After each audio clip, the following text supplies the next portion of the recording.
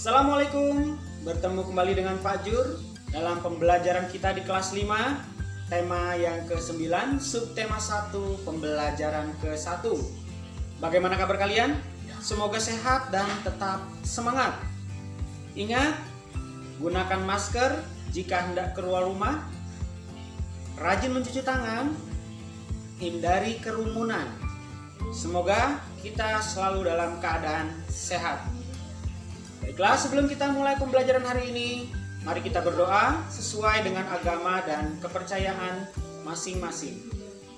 Tujuan pembelajaran pada tema 9 subtema 1 pembelajaran yang ke-1 yaitu yang pertama, dengan kegiatan mengamati iklan dalam media cetak, kalian diharapkan dapat menyebutkan isi iklan, pengertian iklan, serta menemukan arti kata-kata asing dalam iklan dengan tepat.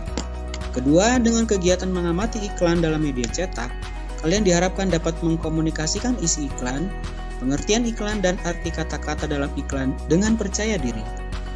Yang ketiga, dengan kegiatan mengamati berbagai gambar benda termasuk dalam zat tunggal, kalian diharapkan dapat menuliskan pengertian zat tunggal dan mengidentifikasi contoh benda termasuk zat tunggal di lingkungan sekitar dengan benar. Dan yang keempat, dengan kegiatan membaca teks mengenai zat tunggal dan campuran, kalian diharapkan dapat menuliskan pengertian zat campuran dan menuliskan contoh benda termasuk zat campuran di lingkungan sekitar dengan benar. Sekarang mari kita simak pembelajaran berikut ini. Amati gambar di samping. Gambar di samping merupakan iklan media cetak yang menawarkan produk mesin cuci dengan merek Resik. Iklan tersebut berisi penjelasan tentang produk dan kelebihan mesin cuci tersebut. Penjelasan tersebut meliputi kapasitas, program, dan bahan tabung dalam mesin cuci. Iklan tersebut mengajak konsumen untuk membeli mesin cuci bermerek Resik. Iklan adalah suatu cara yang digunakan untuk menawarkan atau mempromosikan suatu barang atau jasa. Iklan biasanya ada di media cetak seperti koran atau majalah. Iklan juga ada yang ditayangkan melalui televisi dan radio.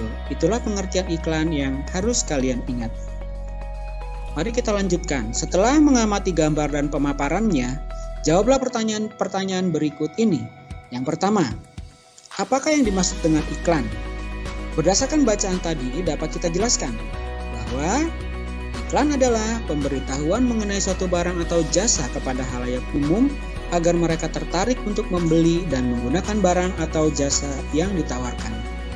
Kemudian pertanyaan kedua, dalam iklan mesin cuci di atas ada kapasitas dan program. Apakah arti dari dua kata tersebut? Dari kedua kata tersebut, yang pertama, kapasitas berarti daya tampung, sedangkan kata program berarti cara kerja. Pertanyaan yang ketiga, adakah kata asing bagi kamu dalam tulisan iklan di atas? Coba kalian tuliskan kata yang kamu anggap asing. Berdasarkan bacaan tersebut, dapat kita temui bahwa ada beberapa kata asing yang digunakan, yaitu ada kata kapasitas, kemudian ada kata bed cover, ada kata program, ada kata tabung, dan stainless steel. Mari kita lanjutkan. Keluarga Lani sudah mendapatkan mesin cuci baru sesuai yang diinginkan. Lani tidak sabar untuk menggunakan mesin cuci barunya. Sore harinya, Lani membantu ibu mencuci. Lani memasukkan baju ke dalam mesin cuci. Kemudian ibu memasukkan deterjen. Ibu juga mengisi tabung mesin cuci dengan air. Setelah semua siap, mesin cuci pun dijalankan. Setelah selesai mencuci, ibu mengeluarkan air melalui selang yang tersedia pada bagian belakang mesin cuci. Air yang keluar sudah berubah warnanya. Air yang belum tercampur oleh apapun, sebaliknya, bening. Air yang keluar dari selang mesin cuci tidak bening lagi.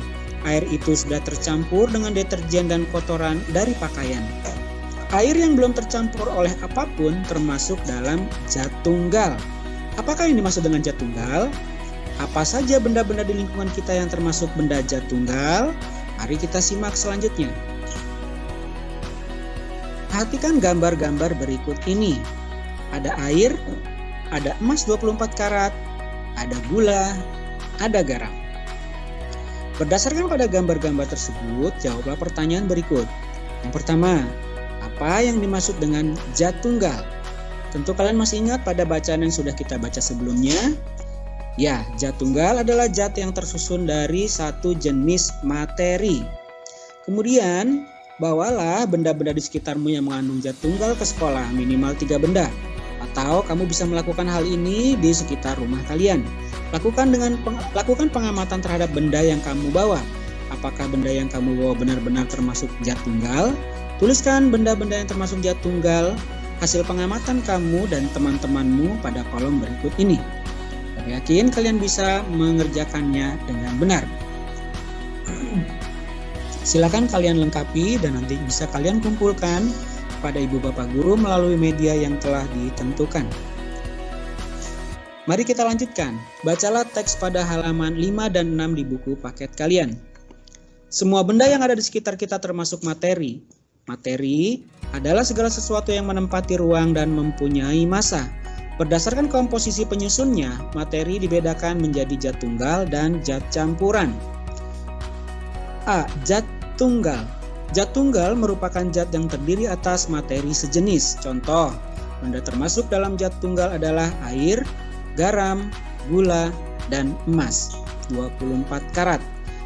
B. Campuran. Campuran adalah zat yang terdiri atas beberapa jenis materi atau zat tunggal. Campuran dapat dibedakan menjadi campuran homogen dan campuran heterogen. 1. Campuran homogen. Campuran homogen merupakan campuran yang zat penyusunnya tercampur sempurna. Pada campuran homogen, zat penyusunnya tidak dapat dibedakan. Contoh, air garam, sirup, udara, perunggu, dan kuningan. Kedua, campuran heterogen. Campuran heterogen merupakan campuran yang zat penyusunnya tidak tercampur sempurna. Pada campuran heterogen, zat penyusunnya masih dapat dibedakan. Contoh, campuran air dengan kopi, air dengan tepung, dan air dengan pasir. Nah, berdasarkan bacaan tersebut, jawablah pertanyaan berikut ini. Pertama, apa yang dimaksud zat campuran?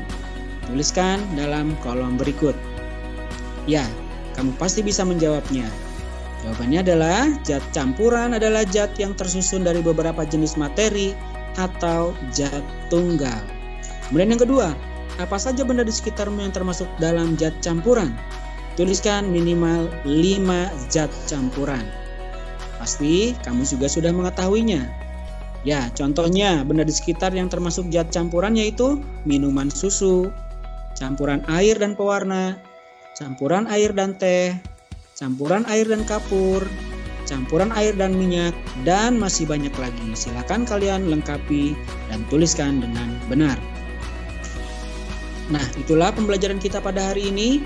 Semoga bermanfaat. Sekarang mari kalian renungkan apa yang sudah kamu pelajari hari ini.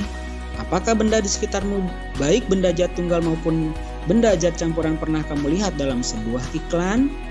Apakah benda yang diiklankan itu?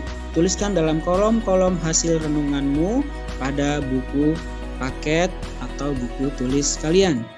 Demikian, semoga bermanfaat. Sekian dan tetap semangat. Wassalamualaikum warahmatullahi wabarakatuh.